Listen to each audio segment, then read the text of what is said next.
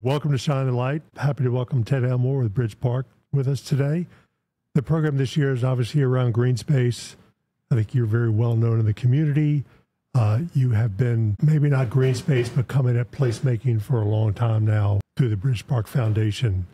And I think most people know about BridgePark and what the mission has been, but for those who might be a little bit more far afield, just talk at a high level about BridgePark. What is the mission and how you came to want to start that organization? Yeah, so first of all, thanks so much for having me. It's great to be here. Appreciate what you guys are doing, both this summer, Shine the Light, in the last few years, and just in general with what, the beauty that you're bringing to our city. So really honored to be included and be here with you guys.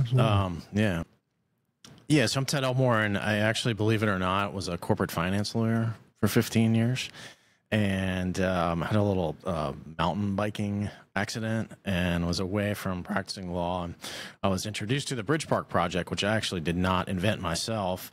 It was started by a guy called Mike Hughes, who was the president of the Martin Agency at the time, and a woman called Ella Kelly. And they, who was sort of a community advocate, who had the idea, and which started, believe it or not, on the Huguenot Bridge and then to a spot downtown. I got involved in it, and the board ended up asking me to be the president of the foundation, and then I was pretty soon, neck deep in James River Rapids. So, yeah, so it has morphed quite a bit over the years. As I said, even started at a totally different site, but we essentially have become an idea generator of ways to connect people and stories to both the river and each other. And as you might imagine, with the James River and river crossings, that depends a lot on the bridges. And historically, the bridges have been designed to disconnect people, to separate people quite intentionally. And so we focused in particular on the Manchester Bridge and the idea of creating a more human scale experience on the Manchester Bridge, which is currently a major highway, essentially running through maybe the prettiest stretch of any city anywhere, you could argue, I think. And we thought that could be something that should be something different, and could be. And that eventually started developing into some concepts around parks for that space, biking, walking, green space, artwork, and then essentially how that connected into the city on both sides and created a more connected, more sustainable, more human-centered city. And then as that developed into other ideas, and people asked us to work on other bridges, including you, and the city as well. And so we've kind of developed in a bit of an idea lab of how we can bring green spaces to places that are lacking it, and to, in particular, underserved neighbors of ours. I'm curious. I didn't know that history that, I knew Mike years and years ago, but didn't know the history that that's how BridgePark started. Yeah. Also didn't know that it started at Huguenot Bridge. And yeah. This is maybe a little off topic, but I'm curious why that wasn't successful. I'm assuming that was before the bridge replacement. Yeah, so they were going to replace the Huguenot Bridge, and Ella and Mike said, well, why don't we keep it and create sort of a High Line? For those who don't know, the High Line is a linear park on an old sort of trail railway trestle in lower Manhattan, Chelsea area. They said, why don't we just keep the old bridge as sort of a park experience? And everybody thought it was a great idea. There were all these letters to the editor. Everyone was really excited about it. But VDOT was like, no, we're tearing that bridge down.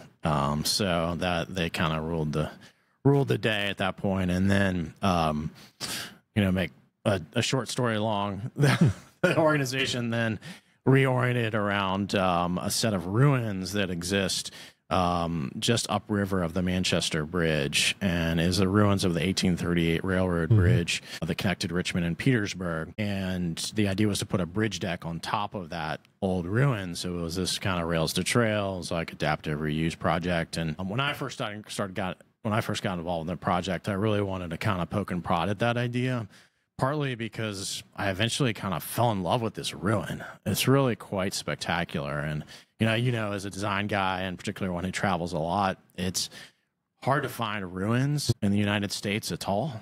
But running across a river like this is really, really extraordinary. And these ruins have a story to tell. I don't know how much time we have, but, most people know it as one of the bridges that burned at the end of the Civil War.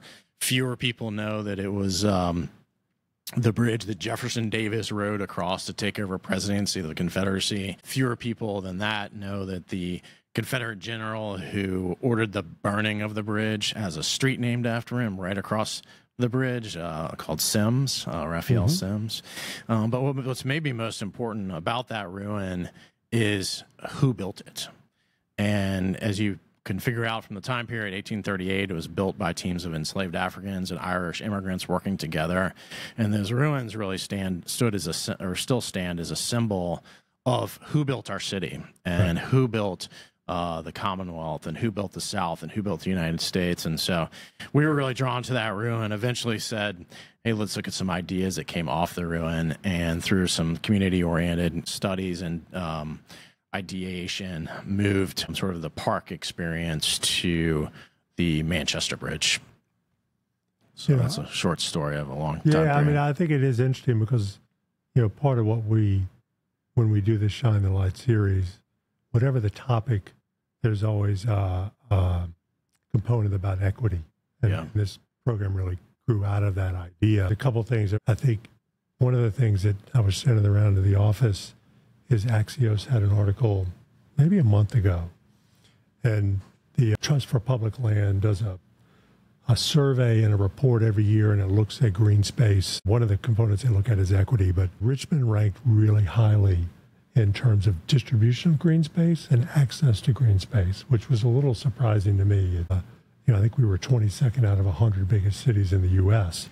And I think about, BridgePark, think about Mayo Bridge, which is a topic currently. There is that equity, both historically, but also the community that these pieces are going to serve, that seems really important.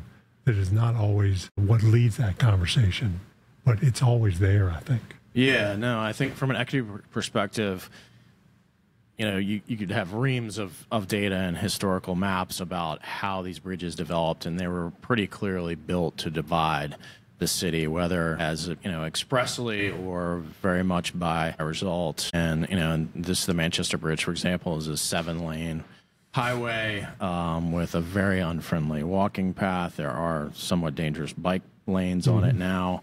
The Mayo Bridge is, if you ever try to walk across that right now, it's totally terrifying. And the idea was that, certain people would live in a certain part of the city and certain people would live in another. And we have chosen in the 2000s to not live that way anymore, that we want to be together. And that to have bridges that separate us is no longer consistent with our values certainly as an organization, certainly as a design community, and as a city and community as a whole. And so we believe you should take the same sort of boldness in dividing infrastructure that folks in the mid-century did and attach that to how we design infrastructure. And so that's why we went really bold with a bridge. Hairy, audacious idea, but we don't find it any more big than this mid-century planning that separated us. I think that's a really great point. I mean, you look at the interstate highway system. I mean, it cut up Richmond like it cut up a lot of cities, Baltimore. You look at some cities in a big way, like Portland, over the years, trying to unwind that and pull some of that infrastructure back out and rededicate it to other uses, other scales, back to the community.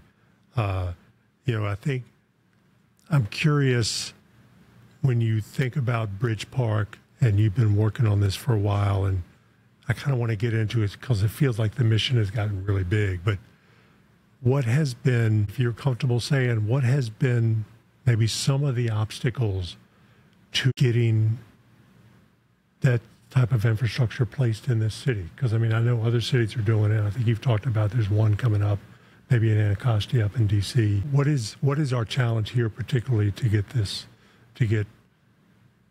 things built? Yeah, so I think we view BridgePark as our job to ideate, to show that there are possibilities, that should show that there are other cities doing similar things. The challenge is certainly money has consistently and historically been a challenge. So how do we pay for that? Oh, this would be amazing, but I can't tell you how many mayors have told me, I can't imagine anybody wouldn't love to have this, but how are we going to pay for it? Interestingly, that's less of an issue now. The federal government in particular has been very focused on infrastructure and infrastructure that has historically divided folks, and particularly people of color. And so there is actually kind of a funding opportunity here for projects of this type. So that's less of an issue. And so now it becomes an engineering question and a political will question as to what is our city's infrastructure for? Is it just to move cars throughout the city? Are some people supposed to stay over here and some people stay over there? Or can we make bold moves within the city's infrastructure, with the city's existing infrastructure, to transform the way we relate to one another and, in fact, health outcomes and lifestyle outcomes and wealth outcomes for our neighbors? And so for us, is like, what does the actual city infrastructure, what job does the actual city infrastructure play in these equity questions of Shine the Light and of certainly post 2020, but years before that? How can the city's infrastructure serve those policies and promises and beliefs that we have as a city? Yeah, I'm curious, when you have conversations with the city or the state around these type of projects, I guess I would see these as economic development opportunities. And I'm wondering if either our city or other cities that you engage with, do people see it as such, that it's a destination? It is also almost a declaration by a city about what's important to them, which drives economics, I think, drives attraction. Is that part of the conversation? Yeah, certainly for us and for some of our peers. So I'm actually on the steering committee of a group called the Highline Network. A quick shout out to them. So much learning takes place. The Highline, to their extraordinary credit, started a few years back a thing called the Highline Network, which was an opportunity for them to self-examine what they had done with the Highline in New York. They didn't necessarily anticipate that it would be all this real estate development, that it could arguably be a playground for the rich, that it could arguably displace, that the park itself didn't benefit from the Zaha Hadid and countless beautiful apartment complexes and towers around it. And so they said, we're being self-reflective enough to say, hey, other peer projects around the country, think about this differently, particularly in terms of equity. And so equity is a big focus of the Highline Network. But to answer your question more directly, in terms of economic development, yes, 100%. And one of the first things we did was a economic impact study to show, what type of economic uplift that an amenity like this would bring to the city. And at the same time as doing that, and that's consistent with the Highline and many similar projects in terms of the massive economic uplift. Now, since we are talking about equity, if you talk about economic uplift, you also have to talk a little bit about displacement. And so another big focus of the Highline Network is, how does everyone benefit in this uplift? And how do we keep folks in place? How does it, if there's a BridgePark there or a Highline there, an Atlanta Beltline there, that's going to be the expensive property. That's going to be expensive real estate. That's where everybody wants to be. And at what cost does that mean we lose some of the cultural anchors that are creating the city? And in many cases, people of color, cultural institutions that really make this city. We have to be very careful that economic impact doesn't push out that key culture of the city. I'm curious if the Highline Network has offered ideas, but are there ideas out there about how to create inclusion when you're creating these economic opportunities? Because you're right. I mean, they attract money, and ultimately, it starts at the center with probably the most wealth, and then pushes everybody back a little bit. It's like someone's going to live on the ocean, and then everyone else is going to be rows back as it goes. And so are there any mechanisms that cities look at to try to maintain participation for everybody? Yeah, for sure. So that's a big focus. And, you could argue the jury's still out because a lot of these projects are new, but, there's actually a project called BridgePark, the 11th Street BridgePark in Washington, D.C., and they have a similar story to ours.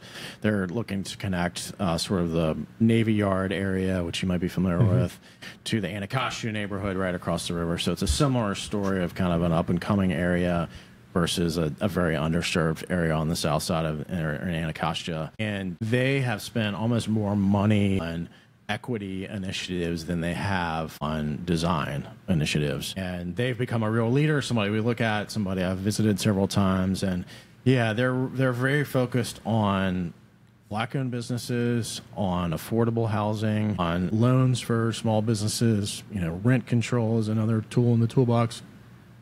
There's a number of things that you can do to make sure that the neighborhood around is benefiting from that economic uplift, and also that the park itself would benefit from the economic uplift, and not just wealthy real estate developers in the case of the High Line and some of the others. And so it takes planning on the front end to make sure that that culture and those people stay in place as best you can. And as part of that early community engagement with all the communities to get input and buy-in. Yeah, 100%. So one of the things that makes green space inequitable is, we've talked a lot about how you get there. First of all, proximity to green spaces, right. Then sort of transportation maybe to green spaces. If you can't get there safely, if there's a highway in the way. But lastly, and maybe most important to that, is who does that space represent?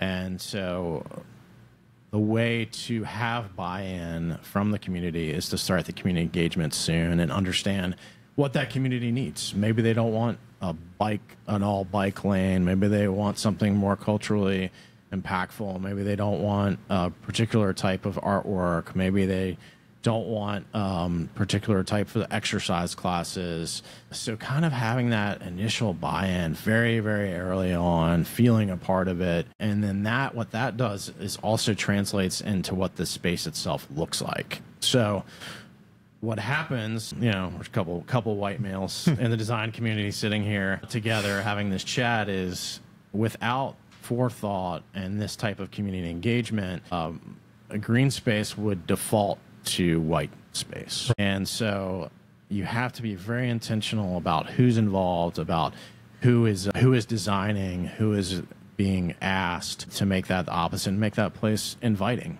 And when I say white space, also mean like healthy, middle, young white male. Right. And so you also have to think about folks with mobility issues, elderly, Black, Latino, Latinx, all sorts of communities. What can help them get there, and then when they get there, make it feel like it's their own, make it feel like that everyone belongs there. And that's a big design challenge I'm sure you guys run into all the time, is how does this become a place of belonging and not just sort of a shiny thing for, white, young, urban professionals, for example. Yeah, I think that's right. And we have to do it by reaching out and engaging those communities, right? Yeah. We can't sit here in the office and second guess what we think other cultures, other communities might want in a space. It's a little bit of hubris to think that we would know that anyway. It does make me think, as you talk about that, I've been here 23, 24 years, and I have seen I'll become a much more inclusive, much more open community space over that time. And I go there now, and just the sort of breadth of the community that shows up there and shares that space, I think is really great. And it's really organic, I think, how that's maybe happened, because there's really not much there, right? It's the river and the trail that runs around, but it is open, and maybe because it's neutral, no one's house is on the edge of it, or no one's office. It is an open, unclaimed space, but it seems to me kind of the right mix and the right accessibility, it feels like, to a lot of people.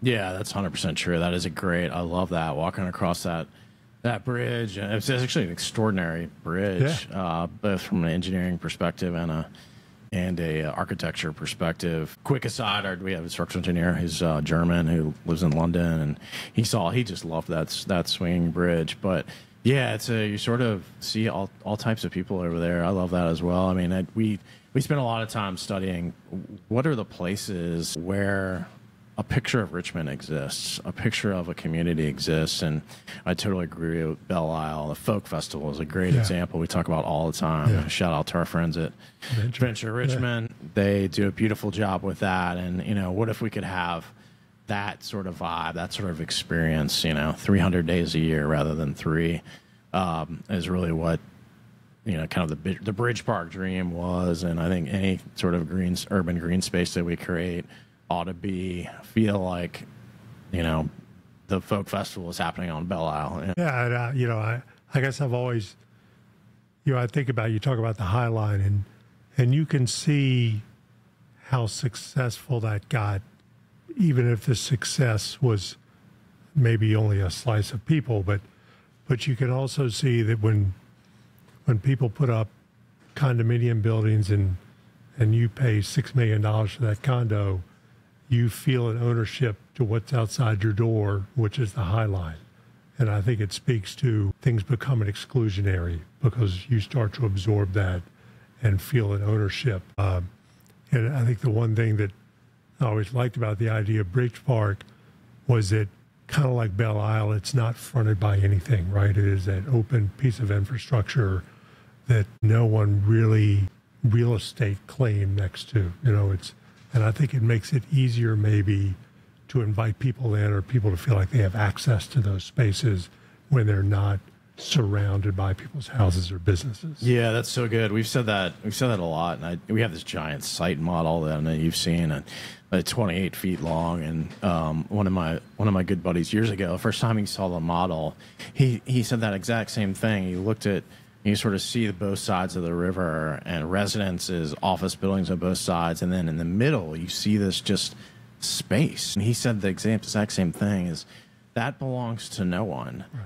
And at the same time, everyone. And so that's exactly why we love that space. We love the views. We love the view of the ruin. We love the view of the Eagles. We love the view of the downtown skyline. But this is a huge, beautiful space that belongs to the community, is really where we started. So I love that. I love you see it that way as well. Yeah. No, and when we think about, Mayo Bridge is, another opportunity in the city for something like this. I mean, I think about, you see how many people fish off that bridge. Yeah. And you almost feel like, well, you want to start there. I mean, these people claim this space every week and go out there and fish and enjoy it. And as you say, it's not an enjoyable space, right? Yeah. I mean, you're fishing on 6 feet of sidewalk with cars flying by at 45, 50 miles an hour. But they do it anyway, right? Because they're engaged in the river. And I really just, you sort of look at that and think, well, you can build on that. You can build out from just that small idea of engagement. And so I think from the equity side, it's important that you don't sort of push those people away because you have some idea of some more beautiful or perfect space. Yeah, totally. Yeah, no, I mean, if you look back historically, of course, Richmond exists because of the James River, and along that same line, Richmond exists because of green space. Mm-hmm. And, the old pictures of the Powhatan, various members of the Powhatan Confederacy fishing in the river and walking across the river over sturgeon, they tell the stories. If you think about that, sort of how Richmond, or what is now called Richmond, has always existed, the river sustains people. And so to think about the gentlemen and women and others who are fishing there even today is really interesting to think about, that the river and the bridges across the river are a place that sustain us. I know it sustains, visiting a river sustains me emotionally and spiritually 100%. Mm-hmm. But I love that, like that example of where it's sustaining that person from a beauty and, vitamin D perspective, but also from a literal protein perspective of, getting fish to eat for the family, and it's such a huge win that they can't eat that fish too, by the way, which wasn't the case for many years in Richmond history. So when we turned our back on the rivers and on the green spaces and cities all over the country, and so kind of coming back to that, I love that little moment of those gentlemen and others fishing. It is, and then we were down at the beach for a soccer tournament, and we just went out to the pier, and I'm not a big fisher person, but I love to walk the pier and just walk up to people. What are you catching? What's in the bucket? And I think about the people fishing on Mayo Bridge and a better bridge idea with a better pedestrian experience, that I could have that experience and engage with those people on their activity, because people who are fishing love to share what they're catching. Oh, I love that. Yeah, we should talk about that with that fishing pier. I love that analogy as well. Like, the Mayo Bridge is a fishing pier. That's pretty cool. Back to Venture, I know you're very connected with them. A lot of people in the city are, and they manage a lot of green space. I mean, outside of Browns Island, they manage a lot of stuff downtown. They manage everything that's under the expressway right outside our door here. They plant all of this stuff twice a year. And so they're, as a partner to the city, they carry a lot of weight in sort of keeping some of the green space developed. And I'm curious, when you think about things like BridgePark and placemaking, how important are partnerships both with private sector and even with government? I mean, how, what, maybe even more private sector, how important are those to drive the conversation and drive some outcomes? Yeah, 100%. So, Lisa Sims, who's CEO of Venture Richmond, is on our board. I talk to her probably weekly about BridgePark and all kinds of other things. They are such an incredible leader in the city, and they have the infrastructure to develop things like this. So they're key. Yeah, nobody can do anything like this alone. And in fact, I would say that the most enjoyable part of my job is connecting with people and talking about the city. This morning I was with Cyan Crump of the Historic Richmond Foundation, and just happened to be where we were standing. She probably pointed out 15 things I'd never seen before in the city. And getting to know kind of knowledgeable people, just because of the vantage point we were, getting to know knowledgeable people in Richmond, from the big shots like the mayor and the Lisa Sims and the Cyan Crumps and the Spencer Grices and others, all the way down to guys like Rodney Gaines, who's on our board, who's doing some incredible work over deep on the south side in Greening, getting to know how he views his neighborhood, and I think too about my buddy Bishop Moore in Blackwell and how he's developing Blackwell, but through huge, big ideas that are similar to the way you and I think. 100%. That's the biggest joy of doing what I do, is sitting with people and just learning. That's when I'm, probably you too, that's when I'm just the most alive, is just learning. And to get to do that with, old friends, new friends, is really the best part of the work.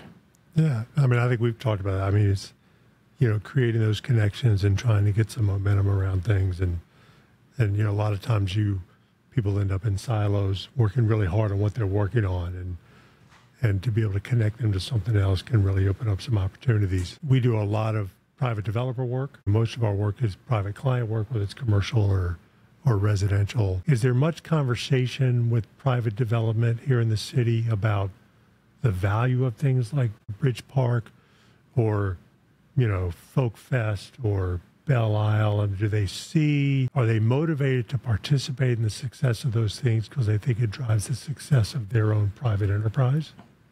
Yeah, 100%. So there's a couple of real estate developers who are focused particularly on Manchester on our board, have been extraordinarily helpful with both intellectual and financial capital for the project. I actually moderated a panel last night for the chamber, and we were talking about the co-stars of the world, the Flows of the world, the Legos of the world, who are coming to the Richmond region because of the James River, because of initiatives like BridgePark and Mayo and the Diamond District, and who want to be in Richmond, who want this kind of livability. And, in 2024, that livability is a huge draw for businesses and for their workforce. And, there's certainly examples like CoStar where they want to be on the river because they want folks in the office seeing the beautiful river, participating in Folk Festival out their back door, getting in a kayak, and taking it to work, or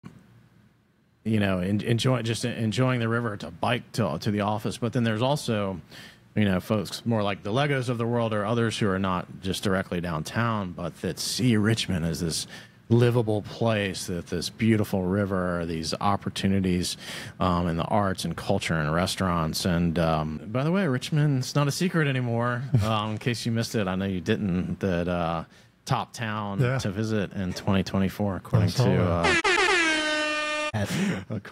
nice, I like that. Whoever put that in there, who because of those assets and those resources. We were talking about Hamilton earlier. He did this incredible mural right behind these guys here, and Hamilton did a beautiful job with the interview that he did. If you haven't seen the video version of that article, he really talked about how, particularly post 2020 and the Confederate statues coming down, how now it's our time. Now it's our time to own what the city of the future is in Richmond. And we talked about that a lot last night at our panel that we did with some young professionals. And yeah, so this is the time sort of for a city like Richmond. And what are we going to do with that opportunity? Well, I'm curious.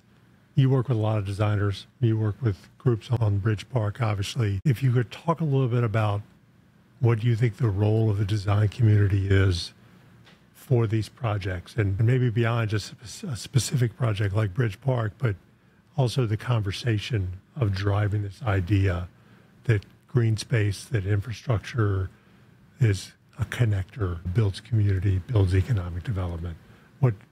How can the design community participate in that? Yeah, I appreciate that. Doing a lot of the design community is participating in it already, but I think certainly take some visioning. You know, I think the people are busy. People have their day jobs, whether you're a city administrator or you just got your job at a barista at Starbucks. You're busy, and certainly when you hear of ideas like BridgePark and you know, there's dozens of others, probably which have been featured on your project, Mayo, others that you get super excited, but it wasn't necessarily within your purview, either intellectually or time-wise. And so it's really the job of the design community to let people dream a little bit, to present what's happening in other cities, to present some design ideas, and certainly not to tell people, hey, this is what we're going to do, but to present opportunities or alternatives, to say, hey, and this is one thing I also really love. I talked about just being with people, but the best part is being with young people. And so one of the things that I enjoy, and we have sort of a whole what we call learning by design educational program. And one of the most fun and groundbreaking things that we do in that is present to them, hey, you see this like stop sign right there, or this road, or this alley? Like, some human decided to put that there. Like, it doesn't just exist there. Like, the city is a series of human decisions. And so for people to, first of all, understand that the city is a series of human decisions. And it's not just there because of some mythical reason. It's because a human, just like any of the four of us, decided to put it there. And so it's sort of up to us to decide that maybe it should go somewhere else, or maybe it should look different. And so having that kind of agency, I think, is the other beautiful thing that the design community can do is introduce that idea that things are dynamic, things can change, and the impact that they can have when they do. And what beauty does in our lives, what beauty does for health outcomes, beauty in transportation and green space does for life expectancy. I don't know, we sort of talk about, I give this lecture at the University of Richmond, and I always say, well, oh, that's all really pretty. Like, that sounds like a really neat idea. But you could really argue that projects like this are a matter of life and death. And if you look at the health outcomes in cities, they're largely dependent upon things within the city infrastructure itself. Things like residential segregation, proximity to highways is a high predictor of lifespan. If you talk about, access to transit, access to places to exercise, to be in the outdoors, and as I'm sure you know, this is proved true in Richmond, where 3.5 miles apart from one another, if you look at a bucolic, full of green neighborhood like Westover Hills, and where there's the river, where there's exercise opportunity, where there's coffee shops and grocery stores, and then 3.5 miles away is Gilpin Court, where if you grow up in Gilpin Court, your lifespan is predicted to be 20 years less. 20. And so that's some real numbers that are quite serious. And so design isn't just pretty pictures, I think, is what I'm trying to say. It's very vital to who we are as humans and how we develop and how we prosper or not prosper. It's interesting, though, and I kind of want to come back to 2 points, but I'll start with the equity. There are some, I guess there's some maybe intrinsic things like the river that are natural green spaces that have a lot of dynamics and support a lot of activity. Also, because it's the river, they've been claimed by largely people with money. So the distribution or the allocation of these spaces to a broader community either is to create those things in other neighborhoods or to bring those neighborhoods to those things. And I'm not sure which, maybe it's a little of both. I mean, it was interesting to read that Richmond has really great equity in terms of just green space. It's not all the same green space, but that everyone in the city is largely close to public parks. And we do better than, that was the one score that really stood out for Richmond, that, you know, we don't maybe have the most acreage and maybe the amenities aren't always the best, but the public park system is pretty widely distributed across the city. But that doesn't mean it's all the same space necessarily. Right. And I think the one great thing that I read a lot about is just the access to green space certainly builds community. There's some shared equity in that space to support, and so it creates connections. But I think to your point, it's still pocketed, right? It may be green space in a very poor neighborhood. It doesn't solve a larger equity problem of how we're sharing all the amenities of the city. Right. Yeah. I mean, I just firmly believe that we as humans are meant to be together. And when you're at the folk festival, you feel it. When you're at Belle Isle, you feel it. You feel alive. You feel inspired. You feel like, look at this cultural fabric and patchwork that I live in, that I enjoy, that I learn from. And so the James River should not be for a small group of people. And historically, you know, I think that's changing. But when you would take, and we've done it a lot, when you take young people from the East End or from deep in the South Side, the James River, it's in many cases, first of all, sometimes they're terrified of it. Secondly, they maybe have never been there before. And the James River is magical. It's a special place.